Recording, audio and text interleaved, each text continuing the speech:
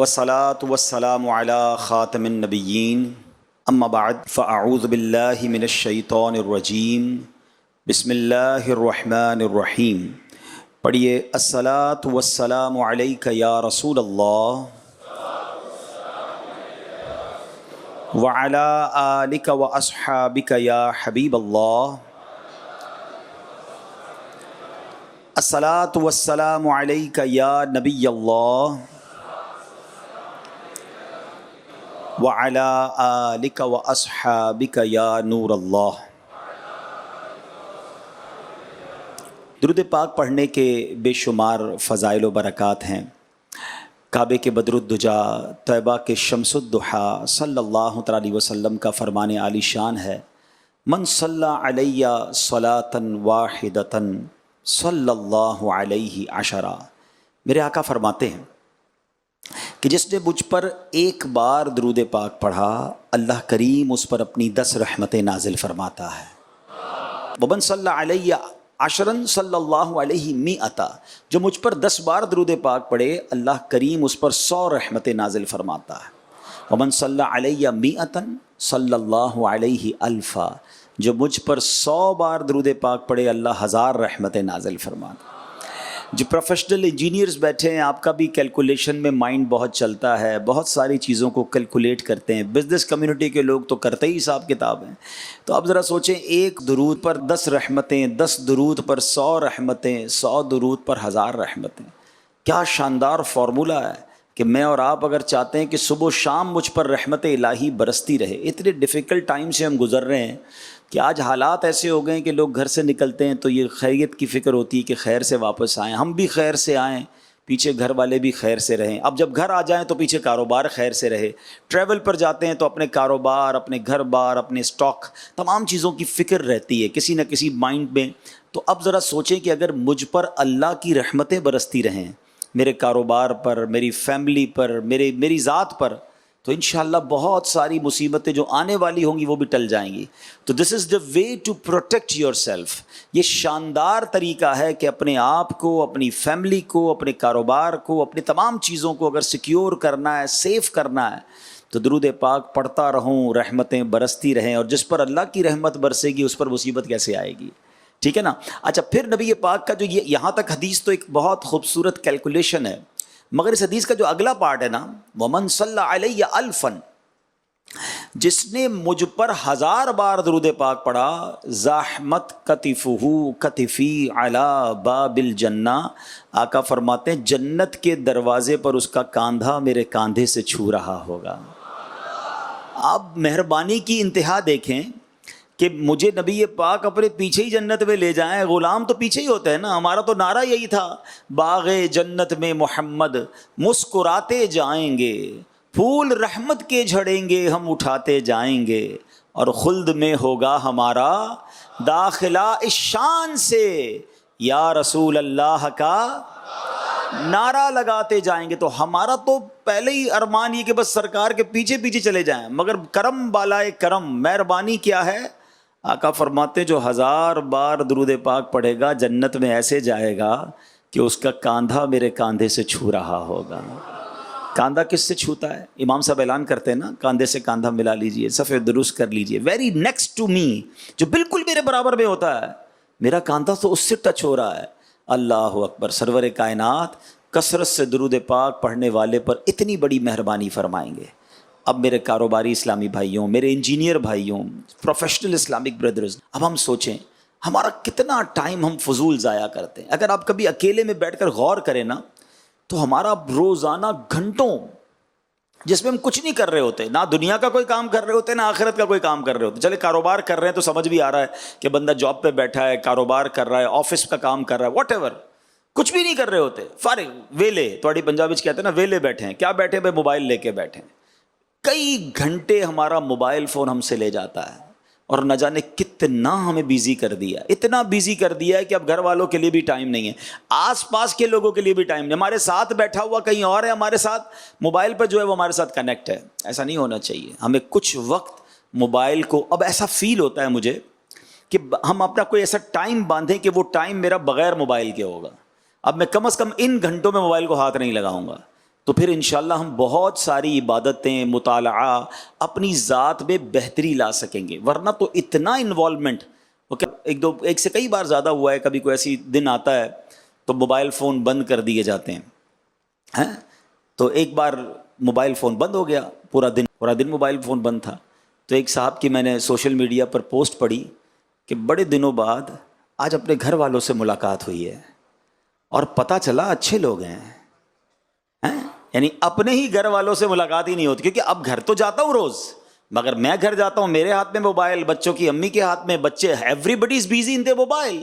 ہم گھر میں رہ کر بھی باہر ہیں، گھر میں رہ کر باہر والوں سے رابطے میں، گھر والوں سے رابطے میں نہیں ہیں. آپ کو پتا ہے ایک فینومینا، ایک باقاعدہ اس پر کام ہو رہا ہے دنیا میں. ایک ریسٹورنٹ کے بارے میں نے پڑھا امریکہ میں کہ انہوں نے اب اچھا ہم لوگ ہمارے یہاں ہمارے وطن میں ہمیں بس وہ والی کروانی ہے جس میں وائی فائی ہونا چاہیے، ٹرین وہ چاہیے جس میں وائی فائی ہونا چاہیے، ہم نے کھانا کھانے وہاں جانا ہے جس ریسٹورنٹ میں وائی فائی. ہم الٹا اپنے آپ کو اتنا انوالو کر بیٹھے، اب دنیا اتنا اس کو استعمال کر بیٹھی کہ اب الٹا چل رہے ہیں. اب ریسٹورنٹ والے کہتے ہیں ہمارے ریسٹورنٹ میں کھانا کھانا ہے تو موبائل نہیں چلے گا، اور اس کی بڑی پیاری وجہ انہوں نے بیان کی. وہ کہتے ہیں ہم چاہتے ہیں آپ آ کر ہمارا کھانا کھائیں اور اس کو ٹیسٹ کریں، نہ کہ آپ یہاں آ کر بھی موبائل میں لگے رہیں، پتہ ہی نہیں چلے گا ہم نے کیسا بنایا ہے. اب اس بات کو سمجھنا ہو نا، تو کبھی کبھی ہوتا ہے ایسا کہ بندہ لنچ کر رہا ہے، گھر والوں نے کھانا لگایا، فون کان پہ، کھانا کھا لیا، فون چل رہا ہے. کھانا کھانے کے بعد پتہ ہی نہیں ہوتا کہ کیا کھایا، کیسا تھا. گھر والوں نے پوچھا کھانا کیسا، پتہ نہیں، ٹھیک تھا، صحیح تھا، پتہ ہی نہیں، کیونکہ ذائقہ تو جب آئے گا نا جب آپ کھانے پر توجہ دیں گے. یعنی کسی بھی چیز پر توجہ نہیں ہے، توجہ ہے تو اب صرف موبائل ساری توجہ ہماری لے جا رہا ہے. تو ٹرائی ٹو انڈرسٹینڈ، ہمیں اسی دنیا میں رہ کر اپنی آخرت کی تیاری بھی کرنی ہے. We don't get any extra time. مجھے اور آپ کو کوئی الگ سے ٹائم نہیں ملے گا کہ بھائی 50-60 سال پہلے کاروبار، جاب، فیملی، دنیا کو ٹائم دے دو، مزے کر لو، اب یہ 5 سال آخرت کو ٹائم دے دو. نہیں، نو بڈی نوز، ہمیں پتہ ہی نہیں ہوگا، کسی کو نہیں پتہ ہوتا. مرنے سے پہلے کسی کو ایک لمحہ پہلے پتہ نہیں ہوتا کہ اگلا لمحہ میں زندہ ہوں یا نہیں ہوں. جبھی تو وہ شعر سنا ہے نا، آگاہ اپنی موت سے کوئی بشر نہیں، سامان 100 برس کا ہے، پل کی خبر نہیں. ہمیں تو پل کا نہیں پتا ہے، تو پھر کیوں نہیں کرتے آخرت کی تیاری. اللہ ان اوقات سے بچا لے کہ جو اوقات ضائع کرنے والے ہیں. اللہ کرے کہ ایک ایک سانس کی ہمیں قدر نصیب ہو جائے. لوگ ٹائم مینجمنٹ پر بڑی بات کرتے ہیں، بزنس مین بھی بیٹھے ہیں، پروفیشنلز، انجینئرز مجھے سن رہے ہیں. میں ایک بہت نبی پاک علیہ الصلوۃ والسلام کی لائف، اللہ اکبر، ٹائم مینجمنٹ کا جو اسلام درس دیتا ہے نا، میں کہتا ہوں کائنات میں کوئی ریلیجن، یعنی اسلام تو پریکٹیکلی ٹائم مینجمنٹ کا درس دے رہا ہوتا ہے. جتنی ٹائمنگ کے ساتھ ہماری عبادتیں ہیں، مجھے بتائیے کہ ہمارا تو سارا کا سارا نظام ہی ٹائمنگز پہ ہے. نماز کا وقت شروع ہو گیا، جب تک وقت شروع نہیں ہوگا آپ نماز نہیں پڑھ سکتے. 1 منٹ پہلے بھی نماز پڑھی تو نماز نہیں ہوگی، 1 منٹ بعد نماز پڑھی، ٹائم ختم ہو گیا، پھر نماز نہیں ہوگی. افطار پورا دن بھوکے ہیں، 1 منٹ پہلے افطار، چند سیکنڈ پہلے افطار کر لیا تو روزہ گیا. اور جیسے افطار کا وقت ہوگا پھر افطار کریں گے. یعنی ہماری نماز، ہمارے روزے، ہماری عبادات کس قدر ٹائمنگ کے ساتھ ہے. بڑی باتیں کرتے لوگ، میں نے بھی دنیا دیکھی ہے کہ جناب دنیا میں جائیں بڑا ٹائم ٹیبل ہے، لوگ بڑے وقت کے پابند ہیں، ٹرینیں، جہاز، ایوری تھنگ ٹائم پہ آتی ہے. میں دنیا کے بہت سارے ملکوں میں ٹرینوں میں، جہازوں میں، پانی کے جہازوں میں، سب میں سفر کر کے دیکھ لیا. یقیناً ٹائم کا بڑا وہاں پر نظام ہے، مگر کبھی کبھی ایسا ضرور ہوتا ہے کہ جب موسم خراب ہو، طوفان ہو، فاگ ہو، سنو فال ہو، تھوڑا بہت وہاں بھی ٹائم میں فلائٹ کینسل ہو جاتی ہے، لیٹ ہو جاتی، سب ہو سکتا ہے. آؤ میں بتاتا ہوں اسلام میں ٹائم کی کیسی پابندی ہے. آندھی آئے، طوفان آئے، پوری دنیا میں جب اذان کا وقت ہوتا ہے مؤذن اس وقت ٹائم پہ اذان دیتا ہے. آپ دنیا کی کسی مسجد میں چلے جائیں، 99.99% باہر بارش ہو رہی ہے، طوفان ہو رہا ہے، نماز جماعت کا جو وقت ہے امام صاحب ایگزیکٹلی اسی ٹائم پہ جماعت کو کھڑا کر دیتے ہیں. ارے اتنی بڑی تعداد میں ٹائم مینجمنٹ ہے.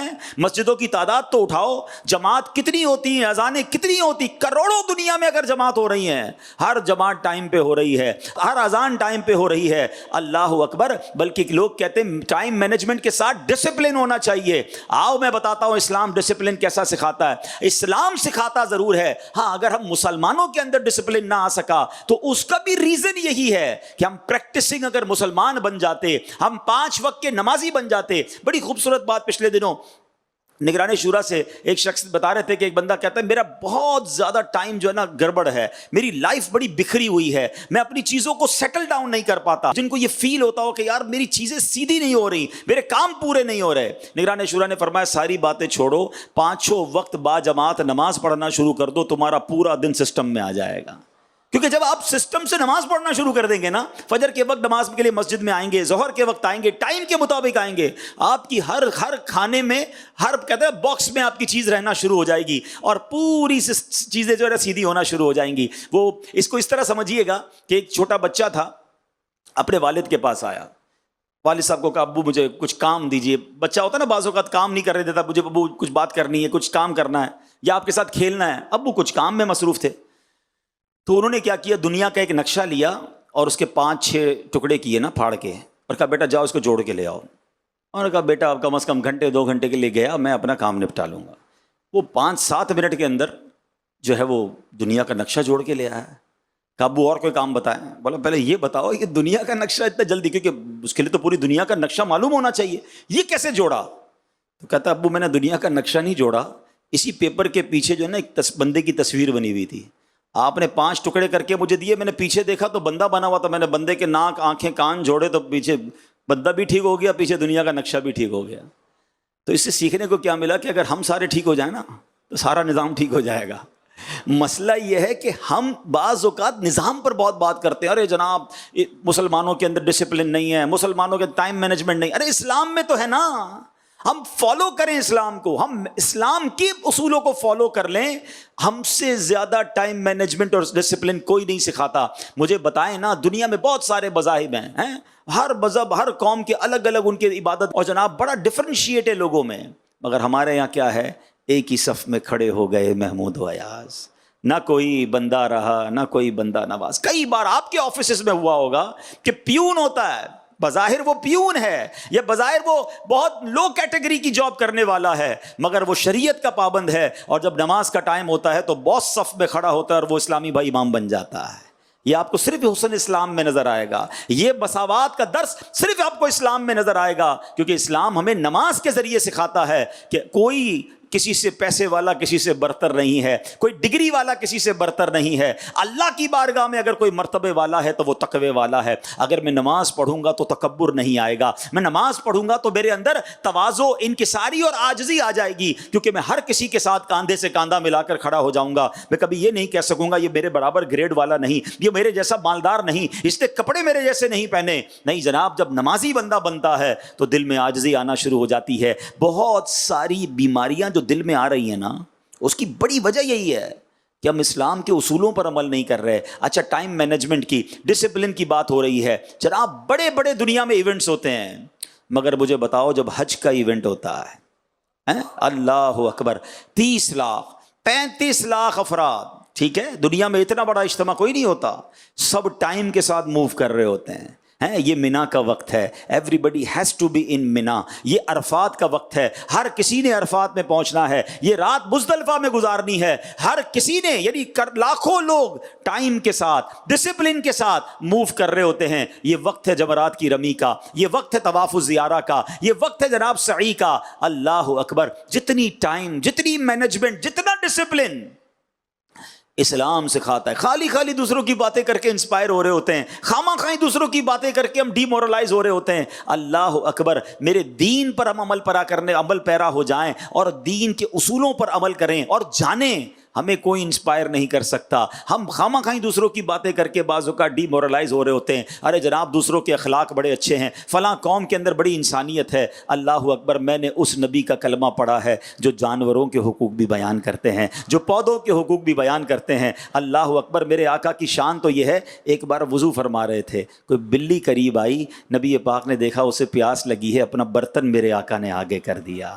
اسلام تو یہ درس دیتا ہے. ہم کیوں دوسری قوموں کو سن کر انسپائر ہو رہے ہوتے ہیں؟ ہم نے چونکہ اپنے دین کو نہیں پڑھا، ہم نے نبی پاک کی سیرت کو نہیں پڑھا، سرکار دو عالم علیہ الصلوۃ والسلام کی تعلیمات کو نہیں پڑھا. اگر ہم سنت رسول پر عمل کرنے والے، اسلام کے اصولوں پر عمل کرنے والے بن جائیں تو زندگی بڑی آسان ہو جاتی ہے. سرکار دو عالم علیہ الصلوۃ والسلام کی ایک حدیث میں پیش کرنا چاہتا ہوں. وہ کہتے ہیں نا، کوزے میں دریا کو بند کر دینا. ہاں، نبی پاک کی باتیں، اللہ اللہ حضور کی باتیں. شاعر کہتے ہیں نا، اللہ اللہ حضور کی باتیں، مرحبا رنگ و نور کی باتیں، اللہ اللہ حضور کی باتیں، مرحبا رنگ و نور کی باتیں، چاند جن کے ضیاءیں لیتا ہے اور تارے سلام کہتے، حضور کی باتیں ہیں، اللہ اکبر۔ اچھا، ایک اور خوبصورت بات، سرکار دو عالم علیہ الصلوۃ والسلام کے جملے حدیثیں سارے ہی با کمال ہیں، مگر جس دور میں سرور کائنات تشریف لائے نا، یہ بڑی سمجھنے والی بات ہے۔ ہر نبی کو اس دور کے مطابق کمالات اور معجزات عطا کیے گئے۔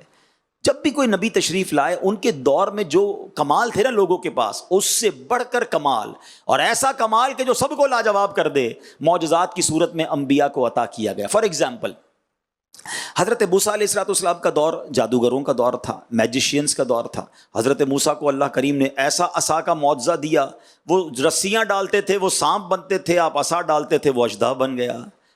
حضرت عیسیٰ علیہ السلام کا دور تھا تو وہ جناب ڈاکٹروں کا دور تھا، میڈیکیشنز کا دور تھا، لوگ علاج دریافت کر چکے تھے، مگر ان کے پاس مرنے والے کو زندہ کرنے کا علاج نہیں تھا، کوڑی کے مرض کا علاج نہیں تھا، مادرزاد اندھے کو وہ آنکھ والا نہیں کر سکتے تھے۔ اللہ نے حضرت عیسیٰ کو وہ کمال دیا کہ آپ مادرزاد اندھے کی آنکھوں پر دم کرتے تھے، وہ آنکھ والا ہو جاتا تھا، مردے کو کہتے کم باذن اللہ، وہ کھڑا ہو جاتا تھا، وہ لاجواب ہو جاتے تھے۔ تو جیسا نبی ویسے کمالات، جیسا دور ویسے معجزات، ٹھیک ہے۔ سرور کائنات علیہ السلام کو جو دور تھا نا، ویسے تو میرے آقا کو جتنے اس پچھلے نبیوں کو معجزات دیے گئے، ان تمام معجزات کا ٹوٹل دیا گیا، بلکہ کچھ ایکسٹرا ایکسکلوسیو خصائص کبریٰ بھی عطا کیے۔ مگر اسپیشل جو دور تھا نا عرب کا، جس دور میں نبی پاک آئے، وہ فصاحت و بلاغت کا دور تھا۔ ان کو بڑا ناز تھا اپنی زبان پر، انٹلیکچوئل لوگ تھے اور ان کے تو درمیان مقابلے ہوتے تھے۔ اچھا، لینگویج کے اشعار کے مقابلے، چلے آج بھی آپ کہیں گے مشاعرے ہوتے ہیں جناب، لوگ اپنی کتابیں لکھ کر ایگزیبیشن کرتے ہیں، مگر اس زمانے میں صرف لینگویج کے اعزاز میں مقابلے نہیں ہوتے تھے، بلکہ جو جنگیں ہوتی تھی نا، وہ تلواروں کے ساتھ ساتھ اشعار کے ذریعے بھی جنگیں ہوتی تھیں، یعنی دشمن ایک دوسرے کے خلاف اشعار لکھ کر حملے کرتے تھے۔ معاذ اللہ، کفار نبی پاک کی گستاخی کر کر اشعار لکھتے تھے، اور صحابہ کرام یہاں سے آقا کی نعتیں لکھ کر جواب دیا کرتے تھے۔ حضرت عبداللہ بن رواحہ، حضرت حسان بن ثابت، سبحان اللہ، یہ نعت خواں، نعت گو شاعر تھے، بلکہ خود نبی پاک حضرت عبداللہ بن رواحہ سے فرماتے ہیں، عبداللہ تمہارے اشعار دشمنوں کے لیے تیر کی مانند ہیں۔ یہ آقا کی ایسی شان بیان کرتے نبی پاک فرماتے تمہارے اشعار انہیں تیر کی طرح لگ رہے ہیں۔ تو نعت خوانوں تمہیں مبارک ہو، نعت پڑھنے والوں آپ کو مبارک ہو، یہ صحابہ کا طریقہ ہے، کنفیوز نہ ہوا کرو، اور نعت سننا یہ تو خود نبی پاک کا طریقہ ہے۔ تو اب یہ وہ دور تھا، ایوری بڈی دیٹ ٹائم بہت بڑے بڑے انٹلیکچوئل لوگ تھے اور ان کو اپنی زبان پر بڑا ناز تھا۔ اچھا، اس کو تھوڑا اور ایلوبریٹ کر دیتا ہوں اور سمجھا دیتا ہوں کہ عرب کے لوگوں کو کتنا اپنی زبان پر، جس کو کہتے ہیں نا زوم کہہ لیں، اپنی زبان پر ناز کہہ لیں، کہ عرب جو عربی بولنے والے وہ کیا کہلاتے ہیں، ذرا بتائیے؟ عربی کہلاتے ہیں نا، کیا کہلاتے ہیں؟ اچھا، جو ہم ہیں عربی نہیں ہیں، ہم کیا کہلاتے ہیں؟ عجمی، ٹھیک ہے، کتنا مزے سے آپ نے بتا دیا عجمی۔ آپ کو معنی پتہ ہے عجمی کا؟ عجمی کہتے ہیں گونگے کو۔ ہاں، ہم جتنے عجمی ہیں نا، ایکچولی عرب کے لوگوں کا یہ دعویٰ ہے کہ عربیوں کو بولنا آتا ہے، باقی دنیا عجمی ہے، گونگے ہیں یہ، ہم سارے اپنے، ابھی آپ نے سب کہا ہم عجمی ہیں، تو واقعی ایسا ہی ہے، زبان وہی ہے اور اس کے اندر فصاحت بھی بڑی ہے۔ تو اس زمانے میں بھی وہ ایک تو سارے عربی اور عربیوں کا بھی وہ لیول تھا۔ اچھا، اب پھر نبی پاک علیہ السلام کا دور اور سرکار دو عالم علیہ السلام اس دور میں آئے۔ اب ایک اور خوبصورت بات بھی بتاتا ہوں۔ اب مثال کے طور پہ، اب مجھے آج بیان کرنا تھا، میں اپنی مثال دیتا ہوں۔ مجھے آج میرا بیان بڑا چیلنجنگ ہے کہ مجھے کہا گیا کہ آپ نے آن لائن انجینئرز بھی سنیں گے آپ کو اور سامنے تاجران بھی سنیں گے۔ اب یہ دونوں طبقے اپنے علاقے کے ماہر ہوتے ہیں، وہ انجینئر ہیں، بڑے پڑھے لکھے ہیں، تاجران تو پورے ملک کو چلا رہے ہوتے ہیں۔ تو اب مجھے ان دونوں چیزوں کو ذہن میں رکھ کے تیاری کرنی پڑی کہ یار ٹاپک ایسا لینا ہے کہ جو دونوں کو کور کرے، ٹھیک ہے نا؟ اچھا، اب مجھے تو صرف رہنے والے تاجران یا انجینئرز میں بات کرنی ہے، اب نبی پاک علیہ الصلوۃ والسلام کو ان لوگوں سے گفتگو فرمانی تھی کہ جو اپنے زمانے کے عربی کے ماہرین ہیں، انٹلیکچوئلز ہیں، اچھا کفر پر ہیں، بتوں کی پوجا کرنے والے ہیں، ان کو سمجھانا بھی ہے، اللہ کی طرف بلانا بھی ہے، اور ان کی عربی جو ہے اس کے مطابق ان سے بات کرنی ہے. تو کتنی تیاری کرنی پڑتی لاجیکلی، تو پتہ نہیں کتنی کتابیں پڑھنی پڑتی، کتنے ٹیچر ہائر کرنے پڑتے. مگر ایک اور شان دیکھو کہ میرے آقا کسی مدرسے میں نہیں گئے، نبی پاک نے کسی کتاب کا مطالعہ نہیں کیا، نبی پاک نے کسی انسٹیٹیوٹ کو جوائن نہیں کیا، پیارے آقا کا کوئی استاد بھی نہیں ہے. نبی پاک کا ایک خوبصورت نام امی بھی ہے. اب یہ بھی بڑی عشق والی بات ہے، عشق کا ترجمہ اور ہے اور بے ادبوں نے ترجمہ اور کیا ہے. عام آدمی کے لیے امی کہا جائے تو اس کا معنی ہوتا ہے ان پڑھ، بے پڑھا ہوا، اور نبی پاک کے لیے ترجمہ کیا جائے تو اس کا معنی بنے گا دنیا میں کسی سے نہیں پڑھے. میرے آقا نے دنیا میں کسی سے نہیں پڑھا، اللہ نے اپنے حبیب کو براہ راست علم عطا فرمایا ہے.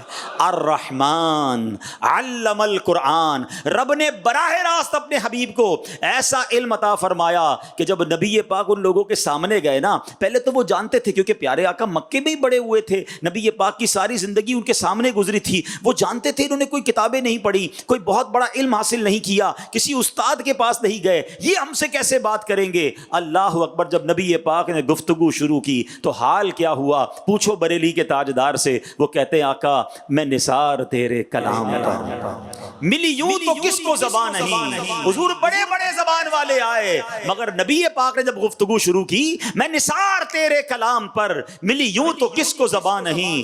وہ سخن ہے جس میں سخن نہ ہو، وہ بیاں ہے جس کا بیاں نہیں. آقا تیرے آگے یوں ہیں دبے لچے. فصحاء عرب کے بڑے بڑے انٹلیکچوئل سامنے بیٹھتے تھے، they were shocked. ان کی زبان، ان کے منہ میں زبان ہی نہیں بچتی تھی کہ یہ الفاظ کہاں سے آ رہے ہیں، یہ فساد کہاں سے آ رہی ہے، یہ گفتگو کیسی ہے. وہ کہتے ہیں تیرے آگے یوں ہیں دبے لچے. فصحاء عرب کے بڑے بڑے، کوئی جانے منہ میں زبان نہیں بلکہ جسم میں جان نہیں. آقا گفتگو فرماتے وہ حیران ہو جاتے. اب میں آپ کے سامنے ایک ایسی حدیث رکھنا چاہتا ہوں جو ہم سب کے لیے چند جملے ہیں مگر زندگی گزارنے کا فارمولہ میرے آقا نے عطا فرمایا. گویا دریا کو کوزے میں نہیں، سمندر کو کوزے میں میرے آقا نے عطا فرما دیا. اس ایک حدیث پر کئی بیانات ہو سکتے ہیں، کئی کتابیں لکھی جا سکتی ہیں. سنو سرور کائنات صلی اللہ تعالی علیہ وسلم کیا فرماتے ہیں. آقا علیہ الصلوۃ والسلام نے یوں سمجھیے آج میں تاجروں کو بھی اور انجینئرز کو بھی ایک بہت خوبصورت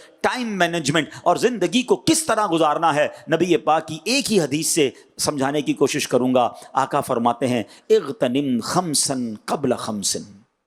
نبی پاک فرماتے ہیں 5 چیزوں کو 5 چیزوں سے پہلے غنیمت جانو. کون سی 5 چیزیں؟ اب میں بتاؤں گا آپ کو. 5 چیزوں کو یعنی وہ 5 ہونے والی ہوں اس سے پہلے 5 کو غنیمت جانو. آقا فرماتے ہیں شبابک قبل حربک، جوانی کو بڑھاپے سے پہلے غنیمت جانو. جتنے جوان مجھے سن رہے ہیں نا، بوڑھا ہونا، اب پتہ نہیں بوڑھا ہونا نصیب میں ہے بھی کہ نہیں، لیکن بوڑھے ہونے سے پہلے جوانی کو غنیمت جانو. آقا فرماتے ہیں وصحتک قبل سقمک، فرماتے صحت کو بیماری سے پہلے غنیمت جانو. پھر فرمایا وغناک قبل فقرک، مالداری کو فقیری سے پہلے غنیمت جانو. آقا فرماتے ہیں وفراغک قبل شغلک، فراغت کو، شغل مشغول ہونے سے پہلے غنیمت جانو. اور پھر فرمایا وحیاتک قبل موتک، زندگی کو موت سے پہلے غنیمت جانو.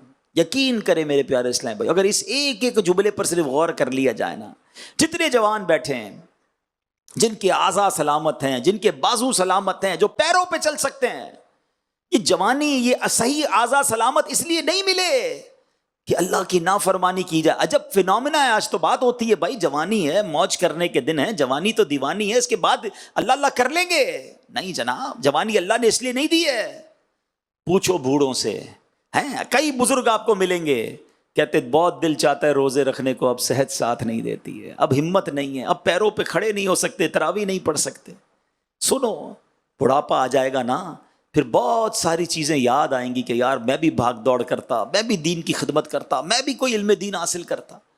تو اگر جن کے پاس اعضاء سلامت، تندرستی ہے، جوانی ہے، غنیمت جانو اس کو.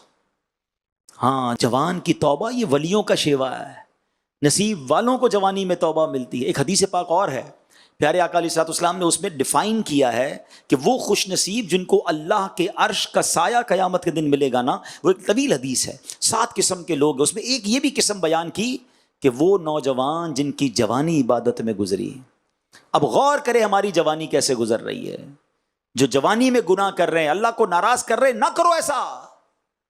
اللہ اکبر، جو جوانی عبادت میں گزارتا ہے نا، آؤ میں ایک حدیث سناتا ہوں، اللہ اکبر، وہ نوجوان مبارک ہو جن کی جوانی اللہ کی فرما برداری میں گزر رہی ہے۔ سرکار دو عالم علیہ الصلوۃ والسلام فرماتے ہیں، اللہ عز و جل کی حرام کردہ چیزوں سے بچنے اور اس کے احکامات پر عمل کرنے والے نوجوان سے اللہ عز و جل فرماتا ہے تیرے لیے 70 صدیقوں کے برابر ثواب ہے۔ آئے ہائے، اللہ ہمیں ایسا بنا دے کہ جوانی گناہوں میں نہیں، اللہ کی فرما برداری میں گزرے۔ ایک اور خوبصورت بات سنو، کمال کی حدیث ہے، وہ نوجوان جن کو اللہ نے خوبصورت بنایا ہو، وہ نوجوان جو اب مالدار بھی ہوں، اللہ کریم فرماتا ہے، اللہ عز و جل اپنی مخلوق سے، حدیث پاک میں ہے، اللہ فرماتا ہے، نبی پاک علیہ الصلوۃ والسلام نے فرمایا، حضرت عبداللہ ابن مسعود اس حدیث کے راوی ہیں کہ اللہ عز و جل اپنی مخلوق میں اس خوبرو نوجوان کو سب سے زیادہ پسند فرماتا ہے کہ جس نے اپنی جوانی اور حسن و جمال اللہ کی عبادت میں صرف کیا۔ اللہ فرماتا ہے فرشتوں کے سامنے، اور ارشاد فرماتا ہے یہ میرا حقیقی بندہ ہے۔ اللہ فرشتوں کے سامنے اس نوجوان پر فخر فرماتا ہے۔ اگر اللہ نے حسن و جمال دیا ہے، اللہ نے جوانی دی ہے، یہ 2 چیزیں جس کے پاس ہونا، اب گناہ بڑھ بڑھ کر آتے ہیں، اب شیطان بڑھ بڑھ کر آتا ہے کہ مجھ سے اس سے گناہ کروا لوں۔ اے میرے پیارے اسلامی بھائیوں، یہ امتحان ہے کہ اب اپنے آپ کو بچانا ہے گناہوں سے، اب اپنے آپ کو حرام کاموں سے بچانا ہے۔ اللہ اکبر، ایک بزرگ کے بارے میں آتا ہے 100 سال کے ہو گئے، آنکھیں آئی سائڈ اوکے، سننے کی طاقت بالکل زبردست، بولنے کی طاقت بالکل ٹھیک، دانت بھی سلامت، باڈی اسٹرانگ۔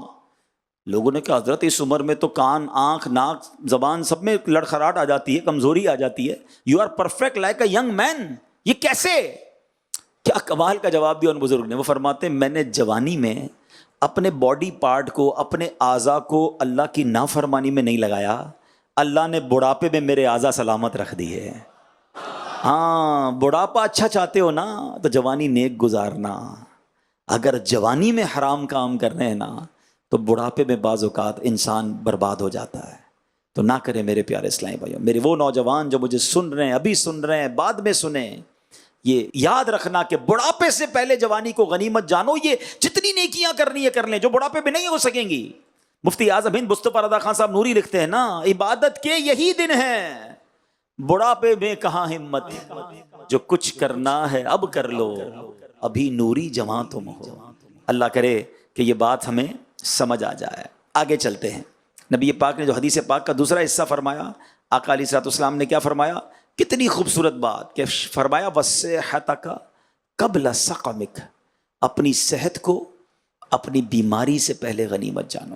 یہ جو میں چل پھر رہا ہوں، اٹھ بیٹھ رہا ہوں، اپنے ہاتھوں سے کھا رہے ہیں، اپنی مرضی سے واش روم جا رہے ہیں، یہ اس نعمت کا اندازہ ہے؟ اصل میں یہ بھی بڑا پرابلم ہے، ہمیں بہت ساروں کو صحت کی نعمت کا اندازہ ہی نہیں ہے۔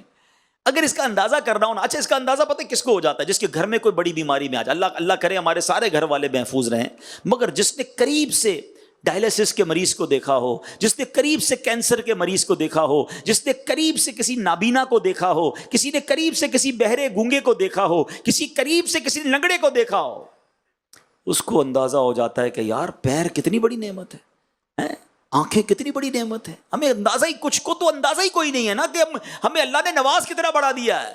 یہ اعضاء کا سلامت ہونا، اچھا کبھی ریئلائز کرنا ہونا، یہ کاروباری لوگ بیٹھے ہیں، انجینئر مجھے سن رہے ہیں، کبھی کبھی شیطان حملہ کرتا ہے ہم پر، مایوسی سی آ جاتی ہے، یار کاروبار ڈاؤن جا رہا ہے، پیسے تھوڑے ہیں، اور جناب بہت لوگوں کے پاس بہت کچھ ہے، میرے پاس کچھ نہیں ہے، شکوے، شکایات، کمپلینز، عجیب سی باتیں، بعض اوقات فیملی ممبرز کی طرف سے ایسی باتیں آ جاتی ہیں کہ بندہ ڈاؤن فال فیل کرتا ہے۔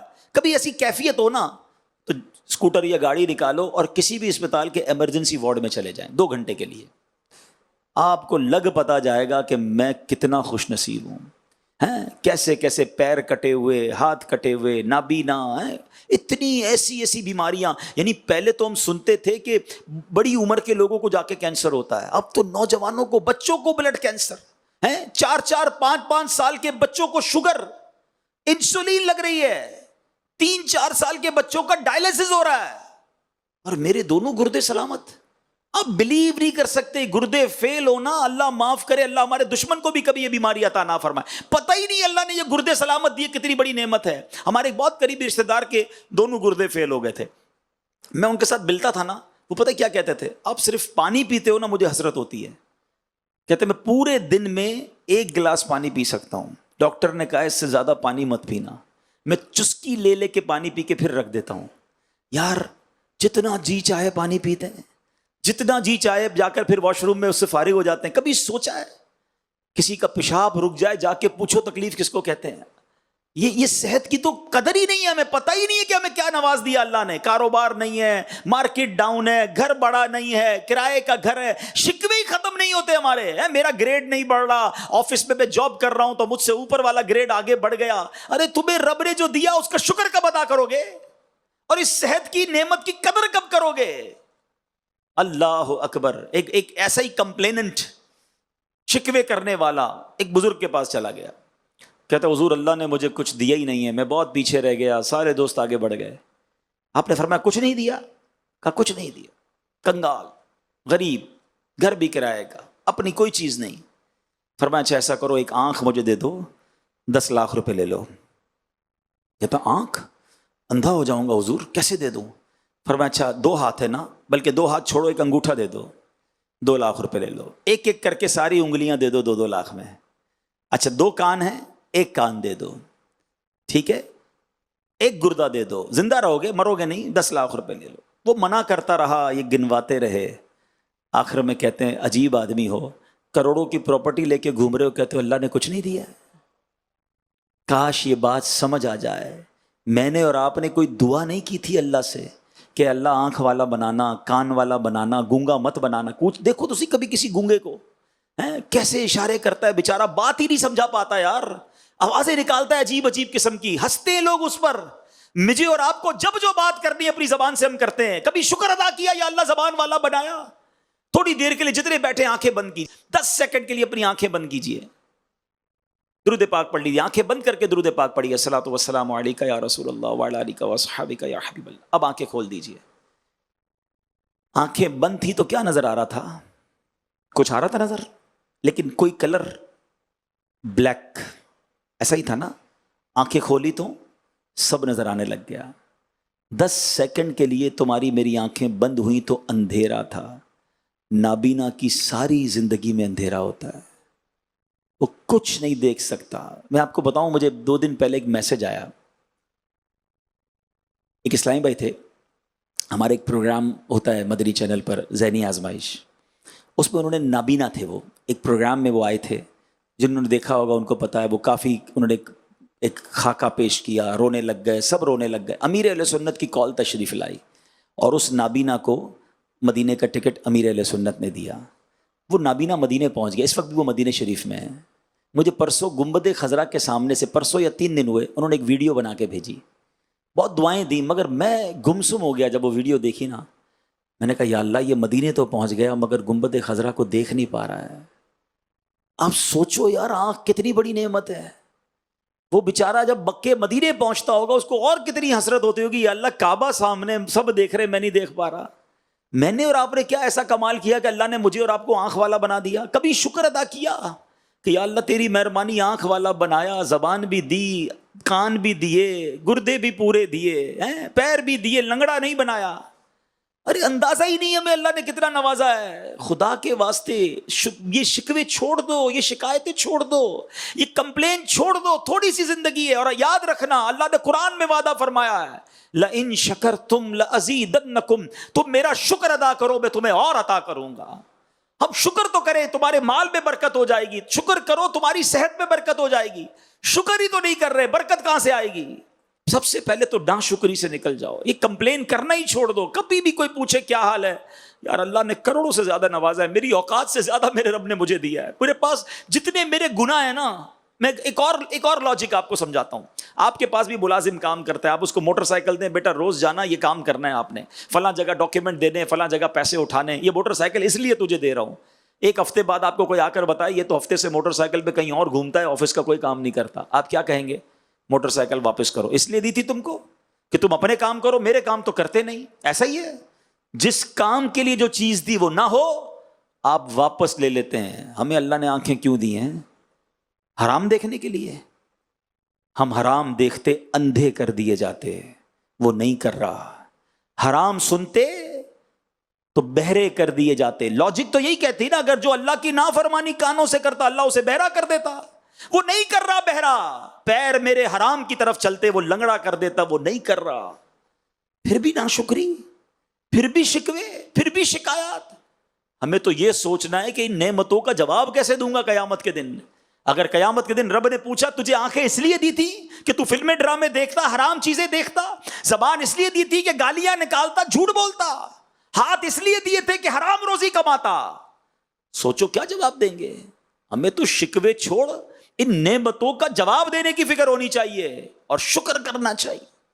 حدیث کے یہ الفاظ یاد رکھو کہ وَصِحَّتَكَ قَبْلَ سَقَمِكَ, اپنی صحت کو اپنی بیماری سے پہلے غنیمت جانو. ہاں, زندگی کا چکر ہمیشہ یوں چلتا رہتا ہے, یاد رکھیے گا.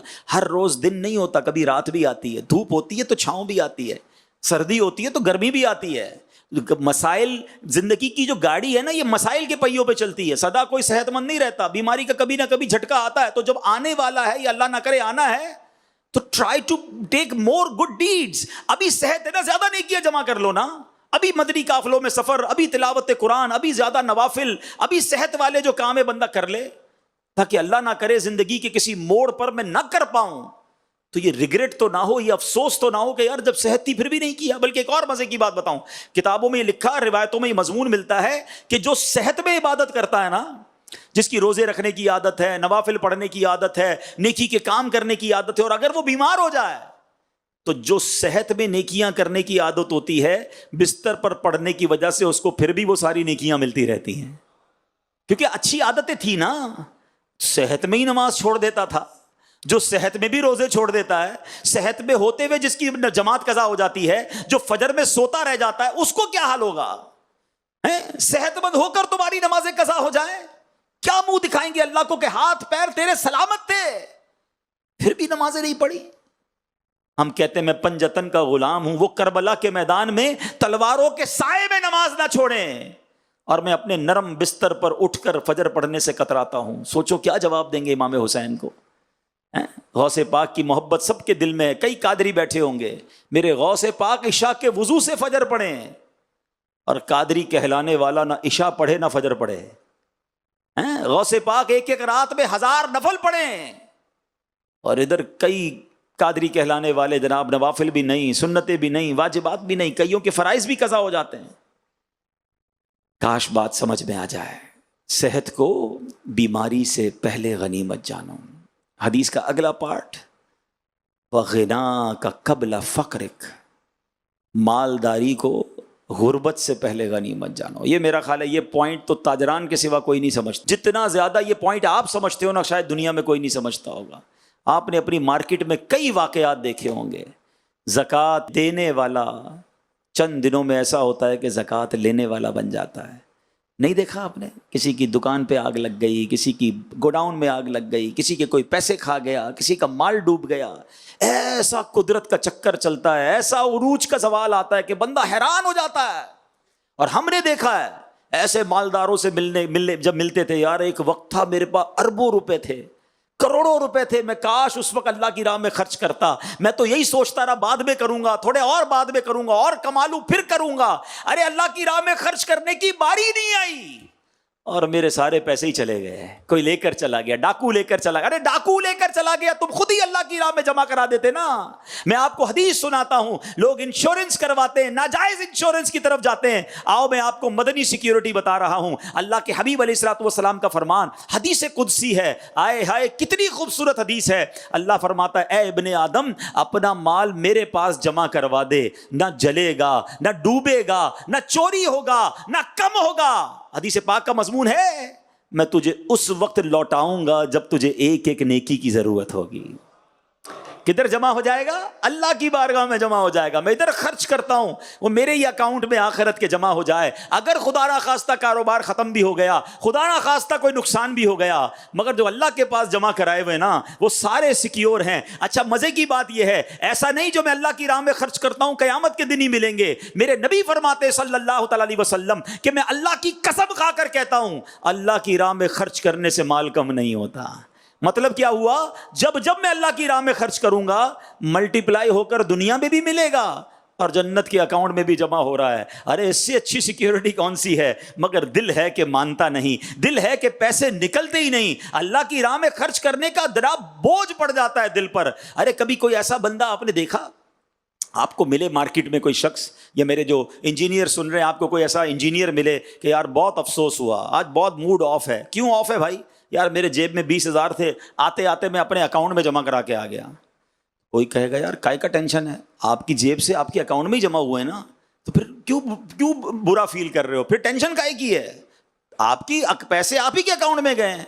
کاش یہ بات سمجھ آ جائے کہ جتنے پیسے میں اللہ کی راہ میں خرچ کر رہا ہوں وہ کہیں نہیں جا رہے، وہ میرے ہی اکاؤنٹ میں جمع ہو رہے ہیں.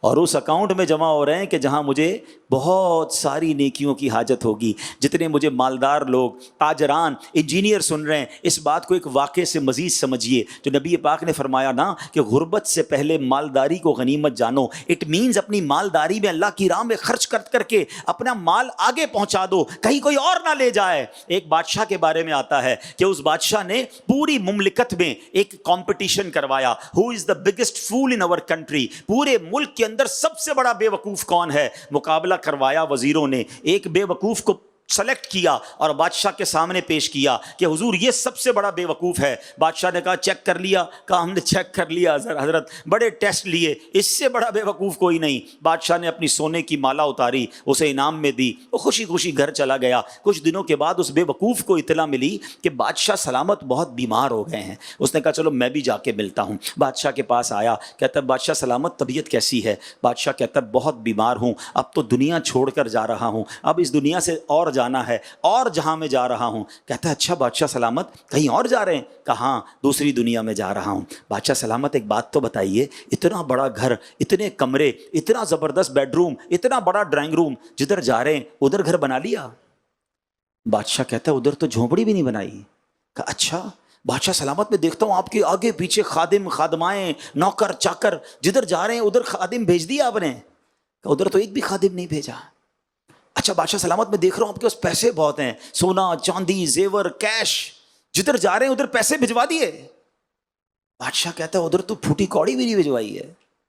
بے وقوف کیا کرتا ہے پتہ ہے؟ اپنی مالا اتار کے بادشاہ کے گلے میں ڈال دیتا ہے. کہتا ہے حضور پھر مجھ سے بڑے بے وقوف تو آپ ہوئے نا.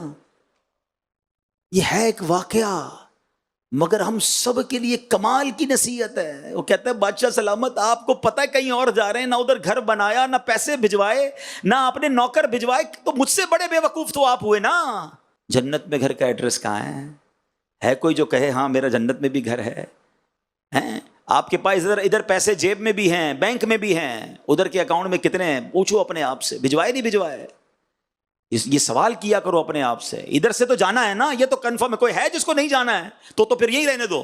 اگر کسی کے پاس کنفرم ٹکٹ ہے کہ جناب میں تو دنیا کو چھوڑ کے جاؤں گا ہی نہیں، ادھر ہی رہنا ہے، اس لیے پراپرٹی بھی ادھر ہی ہے، پیسے بھی ادھر ہی ہیں، خادم بھی ادھر ہی ہیں، گھر بھی ادھر ہی ہے، میں کیوں بھجواؤں آگے؟ پھر تو ٹھیک ہے. اف اینی بڈی کوئی ہے ایسا تو بتا دو. اور اگر سب کو پتا ہے کہ جانا ہے تو جس نے نہیں بھجوائے وہ اپنے آپ سے پوچھے پھر بے وقوف کون ہے. آپ بولیں گے مولانا صاحب ٹھیک ہے بات تو سمجھ آ گئی، اب کیسے گھر بنے گا جنت میں؟ ہاں یہ سوال بہت اچھا ہے. حدیث پاک میں سناتا ہوں، میرے آقا فرماتے ہیں جو اللہ کے لیے مسجد بناتا ہے اللہ اس کے لیے جنت میں گھر بناتا ہے. میرے نبی کا وعدہ ہے. ہاں بناؤ نا ایک مسجد. اچھا پوری نہیں بنا سکتے پھر بھی نہ گھبرائیں، میرا دین صرف مالداروں کا دین نہیں ہے. ہائے ہائے یہ اسلام کی خوبصورتی ہے. اللہ کے حبیب علیہ الصلوۃ والسلام کی ایک اور حدیث ہے، آپ فرماتے ہیں جو چڑیا کے گھونسلے جتنی مسجد بھی بنائے، حدیث پاک کا خلاصہ ہے، جو چڑیا کے گھونسلے جتنی بھی مسجد بنائے اللہ اس کے لیے بھی جنت میں محل بنائے گا. جب میں نے پہلی بار یہ حدیث پڑھی تھی میں نے ہمارے مفسر قرآن قبلہ مفتی قاسم صاحب کو فون کیا. میں نے کہا حضور یہ چڑیا کے گھونسلے جتنی مسجد کہاں سے ہوتی ہے؟ اتنی سی تو مسجد ہوتی نہیں. اس حدیث کا شرح کیا ہے؟ آپ نے فرمایا جو چڑیا کے گھونسلے جتنا بھی حصہ مسجد میں ملا دے، یعنی ایک اینٹ بھی مسجد میں لگا دے گا، اللہ اسے بھی جنت میں گھر عطا فرمائے گا. ہے نا، غریبوں کا بھی کام ہو گیا نا. لیکن دل چاہیے. اچھا اب امیر بولے میں 2 اینٹیں لگوا دیتا ہوں، یہ نہیں ہونا چاہیے. چلو اللہ کریم ہے، 2 اینٹوں پہ بھی جنت دے دے گا، لیکن یہ دل کی بات ہے نا کہ اپنا گھر شاندار مسجد میں تھوڑے سے دے دیا. ارے یہ اللہ پاک کی بارگاہ میں پیسے تھوڑی جاتے ہیں، دل جاتا ہے کہ اس کو اللہ سے محبت کتنی ہے، آخرت سے محبت کتنی ہے. اچھا آخرت سے محبت کرنے کا فارمولہ بھی نبی پاک نے عطا فرمایا. ایک شخص آئے نبی پاک کی بارگاہ میں، حدیث کا خلاصہ ہے، کہتے حضور میرا آخرت کی طرف دل مائل نہیں ہوتا، مرنے سے ڈر لگتا ہے، اگلے جہان میں جانے کا جی نہیں چاہتا. سنو مالداروں، سنو تاجران، اللہ کے حبیب علیہ الصلوۃ والسلام فرماتے تمہارے پاس مال ہے؟ کہ حضور ہاں مال ہے. فرمایا تیرا مال آخرت کے لیے اللہ کی راہ میں خرچ کر دے، آگے بھیج دے. بندے کا جدھر مال ہوتا ہے ادھر ہی اس کا دل لگتا ہے. بات سمجھ آئی؟ ارے ادھر پیسے میرے زیادہ ادھر ہی ہیں، جدھر پیسے ادھر دل. فرمایا اللہ کی راہ میں خرچ کر، آگے بھیج دے، تجھے اللہ سے ملاقات کا دل ہونا شروع ہو جائے گا، تجھے آخرت سے خوف نہیں رہے گا. تو کہے گا میرے پیسے ہیں ادھر، میرا سرمایہ میں نے ادھر بھیجا، آخرت سے خوف نہیں رہے گا. تو کہے گا میرے پیسے ہیں ادھر، میرا سرمایہ میں نے ادھر بھیجا ہوا ہے، مجھے کس بات کا خوف ہے. کیا خوبصورت بات نبی پاک نے فرمائی کہ بندے کا دل اس کے مال کے ساتھ ہے. تجھے اللہ سے ملنے کا شوق پیدا کرنا ہے، تجھے آخرت کی طرف شوق پیدا کرنا ہے، تو پھر تو اللہ کی راہ میں خرچ کر کے پیسے ادھر بھجوا دے، تیرا دل ادھر لگ جائے گا. تو کاش یہ بات سمجھ آ جائے کہ غربت سے پہلے مالداری کو غنیمت جانو، تھوڑے تھوڑے کر کے خرچ کرتے رہا کرو، لالچ رکھو اپنے اندر. پتہ چلے نا دعوت اسلامی والے مسجد بنا رہے ہیں، یار تھوڑے پیسے میرے پاس کوئی نہ ہے، میں خود فون کروں یار تھوڑی مہربانی یار تھوڑے مجھ سے بھی لے لو یار میرا حصہ. اچھا مدرسہ بھی بن رہا ہے، تھوڑے مدرسے کے لیے، اچھا اگلے مہینے ایک پیسے آنے والے ہیں، میں یہ کنواں بن رہا ہے اس پہ بھی ڈلواؤں گا تاکہ چاروں طرف سے مجھے ثواب آئے، جمع ہو جائے میرے آخرت کے اکاؤنٹ میں. اللہ کرے یہ بات سمجھ آ جائے. مجھے ایک بزنس مین ملے، انہوں نے مجھے ایک بات سکھائی، کمال کی بات کی، دل خوش ہو گیا. وہ کہتے ہیں میرے 5 بیٹے ہیں اور میں نے اپنے بچوں کے لیے دنیا میں بھی گھر بنا دیے ہیں، جنت میں بھی گھر بنا دیے ہیں. میں کیسے؟ کہتے 5 کوٹھیاں بنائی ہیں 5 بچوں کے لیے اور 5 مسجدیں بنائی ہیں میں نے اپنے 5 بچوں کے لیے. میرے بچے ادھر بھی چین سے رہیں ادھر بھی چین سے رہیں. کیا پیسے والے بڑے دیکھے یار، اربوں پتی لوگ دیکھے، یہ ذہن ہے نا. تو اللہ کرے یہ مائنڈ سیٹ بن جائے کہ یار بس جانا تو ہے، کچھ کر جاؤں ایسا. تو ایسے بہت لوگ ہیں جو سوچتے ہیں. اللہ کرے یہ حدیث سمجھ آ جائے کہ فقیری سے پہلے مالداری کو غنیمت جانو. اچھا اگلی بات آقا فرماتے ہیں فراغ کا قبل شغلک. ہاں یہ بھی بڑا مسئلہ ہے. زندگی کے نا کچھ لمحات ہوتے ہیں جس میں بندہ بڑا فارغ ہوتا ہے. ہو سکتا ہے یہاں بھی مجھے کوئی سن رہا ہو، ٹائم ملتا ہے 2 3 4 گھنٹے روز ہیں اس کے پاس، کچھ نہیں کر رہے، فارغ. ایک وقت آتا ہے کہ بندہ اتنا بیزی ہو جاتا ہے، پھر یاد آتا ہے یار وہ فارغ ٹائم تھا نا، اس میں تفسیر قرآن پڑھ لیتا، میں بھی آن لائن درس نظامی کر لیتا، میں بھی حدیث کی کتابیں پڑھتا. اپنی عمر کے کسی مفتی کو دیکھتے نا شرم آتی، یار میری اور اس کی ایج ایک ہی ہے، یہ مفتی بن گیا مجھے تو کچھ بھی نہیں آتا. تو بھائی جب ٹائم ہے تو کیوں نہیں حاصل کر رہے؟ اس ٹائم کو کیوں دین کی طرف نہیں لگا رہے؟ تو زندگی کا پہیہ چلتا رہتا ہے، کبھی فراغت ہے کبھی مشغولیت آ جائے گی. اگر ہے فراغت تو اس کو نعمت سمجھو. کئی لوگوں سے پوچھتے کیا کرتے ہیں؟ کچھ نہیں کرتے، ویلے. ارے بھائی کچھ کیوں نہیں کرتے؟ بہت کچھ ہے کرنے کے لیے. صرف جاب، صرف کاروبار، صرف دنیا نہیں. اپنی اسی زندگی میں کچھ گھنٹے تو نکالیں دعوت اسلامی کے لیے، کچھ گھنٹے تو. اچھا دعوت اسلامی کو کیا ہے؟ آپ جو کاروباری مجھے سن رہے ہیں، انجینئر سن رہے ہیں، آپ جو بھی ٹائم دعوت اسلامی کو دیتے ہیں ایکچولی آپ اپنی آخرت کو دے رہے ہیں. 1 گھنٹہ 2 گھنٹے ویکلی 2 3 گھنٹے دیجئے تاکہ میں جب رات سونے لگوں تو دل کو تسلی ہو یار کہ کاروبار کو ٹائم دیا، جاب کو دیا، بیوی بچوں کو دیا، میں نے اپنی جنت کو بھی دیا، اپنے آخرت کو بھی کچھ ٹائم دیا ہے. میں نے کچھ تلاوت کی ہے، کچھ تفسیر پڑھی ہے، کوئی نیکی کی دعوت دی ہے، کسی ایک بھائی کو لے کر اجتماع میں بھی گیا ہوں. کچھ نہ کچھ ڈیوٹی لیجئے، کچھ نہ کچھ ذمہ داری لیجئے. ایسے کئی دعوت اسلامی میں تاجران ہیں، کروڑوں بلکہ اربوں پتی ہیں، مگر اللہ کی رحمت سے دن رات دین کی خدمت کر رہے ہیں. تو یار وہ کرے تو میں کیوں نہیں کر سکتا؟ تو آئیے ہم بھی دین کی خدمت. اور کاروباری نے جب دین کی خدمت کی ہے، یہ میں آپ کو اور بات مزے کی بتا دوں. آپ اٹھائیے اسلام کی تاریخ، سبحان اللہ، سیدنا عثمان غنی بہت بڑے بزنس مین، حضرت ابوبکر صدیق بہت بڑے بزنس مین، خود نبی پاک نے تجارت فرمائی. اب آئیے حضرت عبد الرحمن بن عوف اس زمانے کے بلینر الحمدللہ بزنس مین تھے اور عشرہ مبشرہ میں سے ہیں. لوگ کہتے پیسے والا جنتی کیسے ہو؟ ارے پیسے والے بھی تھے اور جنتی صحابہ بھی تھے، مالدار بھی تھے، ایک ایک روپیہ حلال کا تھا اور اللہ کی راہ میں خرچ بھی کرتے تھے. اور آگے آؤ تو امام اعظم ابو حنیفہ، اللہ اکبر، فقہ کے امام ہیں، علم کتنا کہ آپ کے شاگرد بھی مجتہد ہیں، اور اربوں پتی اس زمانے کے، بہت بڑا کپڑے کا بزنس تھا، کس تاجر کی بات کروں۔ تو اسلام میں جب بھی بزنس کمیونٹی کے لوگ آگے آئے بڑا کمال کیا۔ تو اے میرے تاجروں، آپ بھی آگے آئیے، جو انجینئر مجھے سن رہے ہیں آپ بھی آگے آئیے، پڑھے لکھے لوگوں کی دعوت اسلامی کو ضرورت ہے، سب مل کے اللہ کے دین کی بات کرتے ہیں، سب مل کے سنتوں کی بات کرتے ہیں، آؤ سب مل کے لوگوں کو نمازی بناتے ہیں، تاکہ جب قیامت کے دن بارگاہ رسالت میں حاضری ہو تو ہم عرض کر سکیں کہ حضور ہم بھی آپ کے دین کی خدمت کا ایک چھوٹا سا چراغ جلا کر آئے ہیں، حضور کچھ زیادہ تو نہیں کیا مگر اپنے حصے کی کوئی کوشش کر کر آئے ہیں۔ مگر کچھ لوگ ہیں جو فارغ بھی ہیں مگر پھر بھی ٹائم نہیں دیتے، ایسا نہ کریں۔ اور آخری حدیث کا جو پارٹ ہے وہ حیاتک قبل موتک، آقا فرماتے ہیں زندگی کو موت سے پہلے غنیمت جانو۔ پتہ ہے جب ہم مر جائیں گے نا آنکھیں بند ہو جائیں گی، ایک بار سبحان اللہ بھی نہیں کہہ سکیں گے۔ ذرا کہیے سبحان اللہ، اب کہیے الحمدللہ، اب کہیے اللہ اکبر، اب کہیے لا الہ الا اللہ محمد الرسول اللہ۔ ان سب چیزوں کو ہم نے پڑھا، پورا منٹ نہیں ہوا، 25-30 سیکنڈ میں ہم نے سب پڑھ لیا۔ کیا کر سکتے ہو دنیا میں 25-30 سیکنڈ میں؟ کتنے پیسے کما سکتے ہو؟ نہیں کما سکتے۔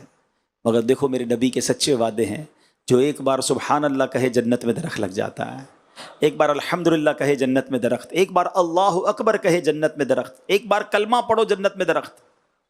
ٹائم نہیں ہے، کدھر ہے پھر ٹائم؟ کیا کر رہے ہیں؟ مرنے کے بعد سبحان اللہ کے لیے ترسے گا بندہ، کہے گا یا اللہ واپس بھیج دے، ایک تسبیح پڑھ لوں، 2 رکعت پڑھ لوں، کوئی چانس نہیں ملے گا۔ مولا علی فرماتے ہیں نا آج عمل کا دن ہے، کل جزا کا دن ہوگا، وہاں حساب ہوگا، پھر کل مرنے کے بعد عمل نہیں ہو سکے گا۔ Today is the time of action and tomorrow is the time of accountability. وہ حساب کا دن ہے، ابھی ایکشن کا دن ہے نا، کرو نا عبادت، کس نے روکا ہے؟ لیکن نہیں بنتا ٹائم۔ اللہ کرے کہ مرنے سے پہلے یہ سمجھ آ جائے بات۔ ہمارے اسلاف کو سمجھ آ گئی تھی، وہ تو اتنی نیکیاں اسی لیے تو کرتے تھے کہ یار مرنے کے بعد نہیں کر سکیں گے۔ ہم کو مثال کے طور پہ کسی کمرے میں چھوڑ دیا جائے کہ جتنا خزانہ اٹھانا اٹھا لو، آپ کیا کریں گے؟ 2-3 سونے کے بسکٹ جیب میں رکھ کے نکل آئیں گے، یا آپ کہیں گے رکیں بڑا تھیلا لے کر آتا ہوں بھائی، ایک بلکہ ٹرک ہی لے آتا ہوں، سارا ہی لے جاتا ہوں۔ تو یہ دنیا میں اور آپ آئے ہوئے ہیں نا، جب تک سانسیں، خزانہ سامنے ہیں، پڑھو سبحان اللہ جنت کا درخت، پڑھو الحمدللہ جنت کا درخت، درود پاک 10 رحمتیں، 2 رکعت نفل، کتنی نیکیاں۔ کاش یہ سمجھ آ جائے کہ میں جمع کروں نیکیاں، کیوں اپنی سانسوں کو ضائع کروں۔ تو اے میرے پیارے اسلامی بھائیوں، یہی دعوت اسلامی کا ماحول سکھاتا ہے کہ یہ جگہ جی لگانے کی دنیا نہیں ہے، یہ عبرت کی جا ہے، تماشا نہیں۔ ہم اس دنیا میں آخرت کی تیاری کرنے آئے ہیں، ہم دنیا میں دنیا بنانے تھوڑی آئے ہیں۔ لیکن کچھ لوگ ایسے دنیا جی رہے مرنا ہی نہیں ہے جیسے۔ آئیے مل کر اب دعوت اسلامی والے بن جائیں، اپنی آخرت کی تیاری کرنے والے بن جائیں۔ الحمدللہ اس مدنی ماحول میں، اس سنت و برے ماحول میں ہمارے لیے بہت سارے موقع ہیں۔ بزنس کمیونٹی کے لیے موقع ہیں، پروفیشنلز کے لیے موقع ہیں، اسٹوڈنٹس کے لیے موقع ہیں، ٹیچرز کے لیے موقع ہیں کہ آئیے اپنے اپنے طور پہ دعوت اسلامی کی خدمت کیجیے، دین کا پیغام عام کیجیے۔ اللہ مجھے بھی عمل کرنے کی توفیق عطا فرمائے، آپ کو بھی نصیب فرمائے، اور سنتوں کا ہمیں پابند بنا دے۔ اللہ آپ کے رزق حلال میں، کاروبار میں برکتیں دے، اور آپ سب کو تمام مشکلوں اور پریشانیوں سے محفوظ رکھے۔ جزاک اللہ۔ صلو علی الحبیب صلی اللہ تعالی علی محمد صلی اللہ علیہ وسلم۔